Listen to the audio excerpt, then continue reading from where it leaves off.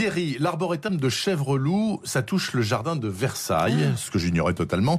Et les 3 et 4 juin prochains, on va pouvoir le visiter de fond en comble, y compris les recoins cachés. Et là, faut se précipiter, selon vous. Oui, c'est une occasion unique. Alors Bernard, c'est un lieu d'une incroyable richesse botanique. Venez tous, ça vaut 1000 vacances lointaines. Habituellement, les amoureux de la nature s'y promènent au milieu de 1700 espèces d'arbres différents dans les 50 hectares de la nature de cet arboretum. Sans bruit de voiture, avec plein de chevreuils et des lièvres en pagaille. C'est chouette, et alors c'est le week-end prochain, c'est ça? Oui, et ce sera bien plus intéressant le week-end prochain parce que la totalité de l'arboretum sera ouverte, ce qui est exceptionnel. Ce n'est plus 50 mais 200 hectares de nature, 200 hectares d'arbres rares qui ont été plantés, regroupés par pays d'origine, ce qui est très intéressant. Alors à ne pas rater, les conifères des hautes montagnes de Corée. Mais c'est pas trop pour les spécialistes, cette balade botanique? Bah non. Et Catherine, quand vous flânerez dans la plus grande allée de cèdres d'Europe, plus de 800 mètres de long, je crois que vous sentirez aussi ému que le plus féru des botanistes. Et puis, à côté, il y a tant d'arbres au feuillage étonnant, sans compter les fleurs. Regardez la photo du Polonia qui est à l'entrée. On me met le nom à chaque fois? Oui, bien sûr, c'est parfaitement étiqueté. C'est très, très pédagogique. Est-ce qu'on peut... Mais on visite autre chose aussi, non? Qu'est-ce qu'il y a d'autre? Les serres, les merveilleuses serres de Chèvreloup, j'adore. vous serez stupéfait. C'est des serres avec des plantes exotiques ou? Ultra rares, du monde entier. 30 espèces d'orchidées vanille. Non! 2200 succulentes hallucinantes, des cactus de rêve, mais aussi des cycas qui datent pour certains de l'exposition coloniale de 1931.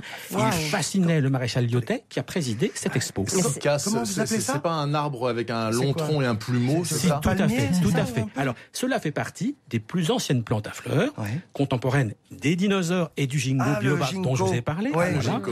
Ça a une allure de palmier, en plus étrange. Alors, pour la petite histoire, un cycas africain détient le plus amusant des records du monde, celui du plus gros spermatozoïde.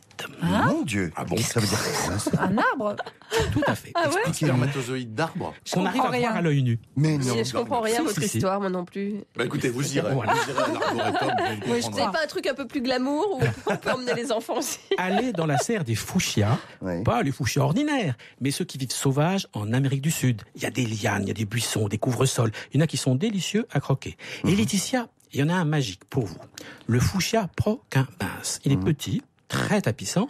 C'est le seul qui vienne de Nouvelle-Zélande et il va vous faire craquer. Alors, les jolis Maoris se colorent en bleu les paupières avec son pollen. Je vous ai apporté des petits plants là en fleurs à côté de vous. Vous avez vu les étamines bleues? Alors comme ça, vous pourrez jouer la coquette.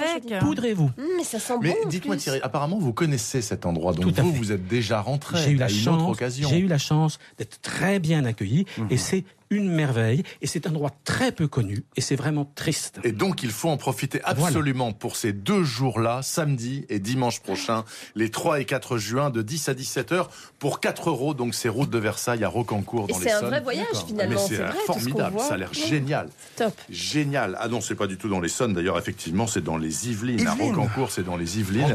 Et donc il n'y a pas de problème, j'ai vérifié et on a rectifié. Parfait. Donc on y va sans faute Thierry, et peut-être on vous croisera. C'est jamais. Je pense que oui. En tout cas, je vous souhaite un très très bon samedi et on se retrouve demain, mes amis. Oui, à demain. Bonne journée.